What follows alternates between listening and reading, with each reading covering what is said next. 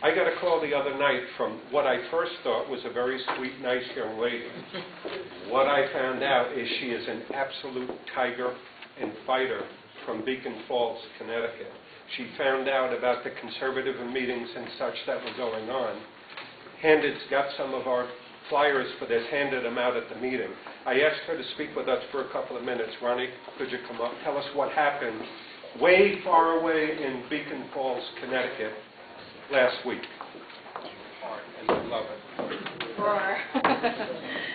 Well, I'm just going to briefly tell you, just from a citizen's perspective, what I saw in my town. Our kids came home with these really cute little flyers that said there was going to be a community forum in Beacon Falls to talk about the environment and a program called the Regional Naugatuck River Greenway. Now, really what this is all about is a greenway that they're talking about building in Beacon Falls, and it's supposed to connect other towns and what have you. It's supposed to be somewhere like 14 miles or even more longer along the Naugatuck River. This was held by the Beacon Falls Conservation Commission, and it was supposed to discuss the Naugatuck River Greenway. And I had the honor of personally extending the invitation to Senator Joe Frisco to this event, but judging by his absence, I guess he had some prior engagement. Attendance was about 20 to 25. Many were including the conservation members and the speakers from the environmental response team, the Connecticut DEP. Any parents and children that were there were on behalf of Eagle Scouts who were getting presented awards from the DEP. Interestingly enough, they started their presentation with an in-depth 45-minute education on soil, after which about half of those attending left hastily. We were there to celebrate and learn about the environment and listen to presentations by, quote, naturalists. And this was supposed to be in an effort to start community conversation on conservation. We did hear from a representative from an organization called Also Planning and Design that pitched the Greenway.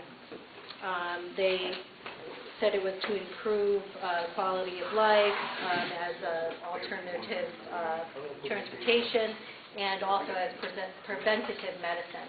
Apparently 365,000 people per year die of inactivity. And that was something that they wanted to prevent. Another one of their goals was to produce, quote, free-range kids, like we once were in our day. But it was interesting, though they were talking about redeveloping along the river, they did mention that, that people will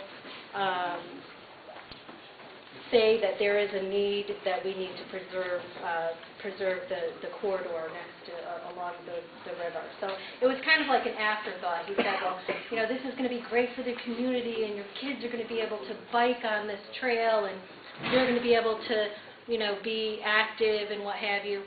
But on the but there was kind of a side note there that, but of course, you know, you need to protect the corridor, and you'll need to preserve and conserve the environment alongside the river. There's an organization called the Connecticut Environmental Response Team. I'm not sure if I have that here. There's their information here.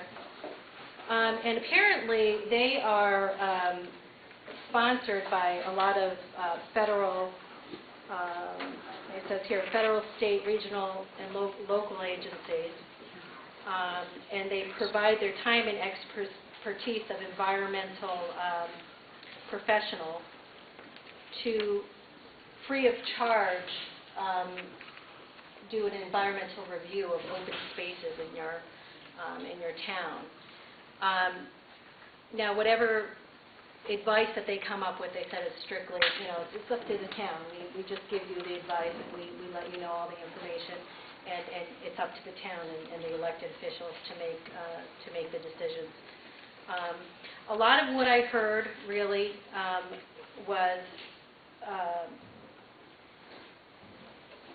about things like toads and salamanders, and how because they find them in these certain areas that they're now going to have to figure out how to keep people out of those areas.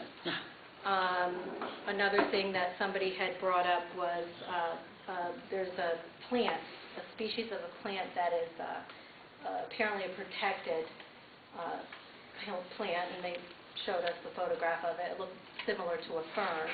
And because this is a protected species of plant now, we have to figure out ways to keep people out. Another thing that they talked about, which was really interesting, was putting catwalks along the inside the Naugatuck Forest. This was kind of, they showed a picture of it. It's been done somewhere, I think in New Mexico. It was the ugliest thing you've ever seen, but the only thing that I could think of was that this was the kind of you can look but can't touch approach. Exactly.